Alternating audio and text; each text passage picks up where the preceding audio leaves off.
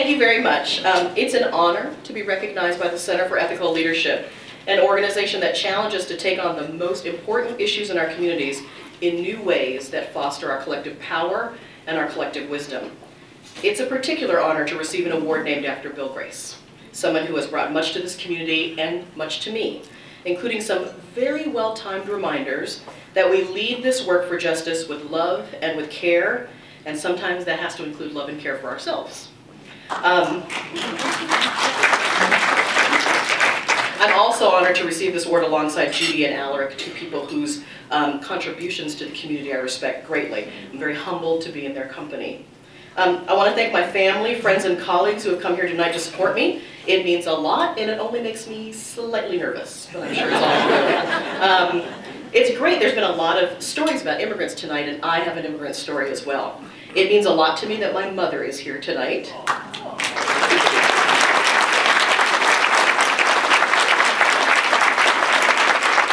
My mother and my late father laid the groundwork for the work that matters so much to me by giving me two important things: hope and responsibility.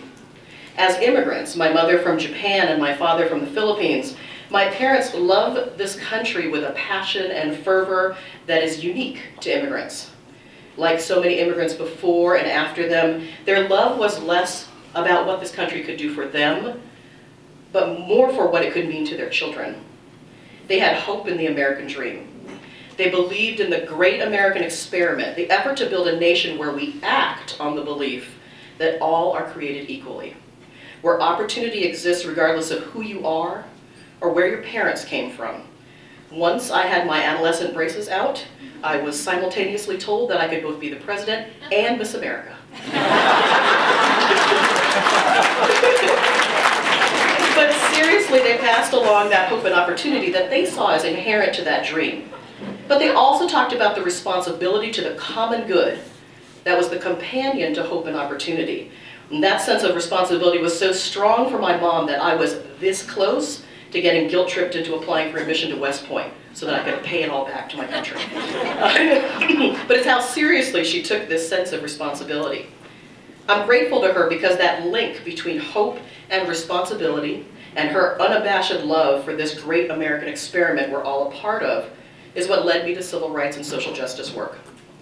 For the past 17 years, I've had the privilege of doing that work at the Children's Alliance, and I'm grateful to be joined tonight by so many of my Alliance colleagues and friends, because I know that this recognition is really about what we have all built together. And I'm gonna, good EDs steal from each other, so Alaric, I'm gonna follow in your footsteps, and when I accept the award, I'm gonna accept it for all of us, because it's all the work that we've done together.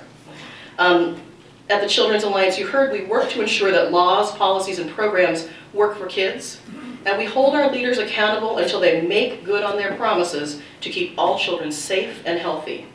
What we do every day is work for the American dream, to make the grand American experiment work for every child. Now, all this talk about the American dream, I know sounds a little cheesy, but I'm a little cheesy like that, and I think my Children's Alliance friends are a little cheesy like that too. But at the Children's Alliance, we work to protect hope and opportunity for all of Washington's 1.5 million children. Our board and staff act on the belief that we all hold mutual responsibility for securing the kind of childhoods kids need in order to build the futures they deserve. We work hard because this luminous promise of equal opportunity just isn't real for too many of our children. We work hard because we know there are more than 600,000 children in this state living in low-income families. Children who live daily without some of the most basic essentials they need, essentials like food, shelter, or health care. We work hard because nearly two-thirds of those low-income children are children of color. 6 out of every 10 kids in poverty in this state are kids of color, a ratio nearly double their share of the population.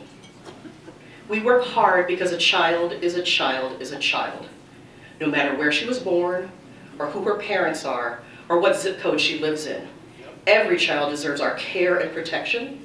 Every child deserves to have that same sense of hope and opportunity that my parents gave to me. One of my heroes,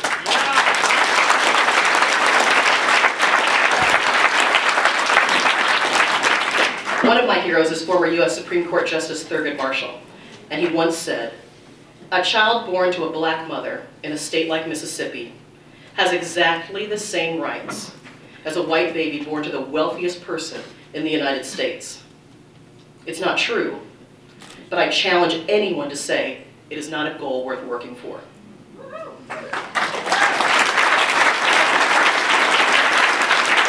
So I close tonight thanking you for this recognition and for all that each of you do to foster leadership for the common good, to hold high both hope for our shared future and the responsibility to ensure that we all get there together. Thank you.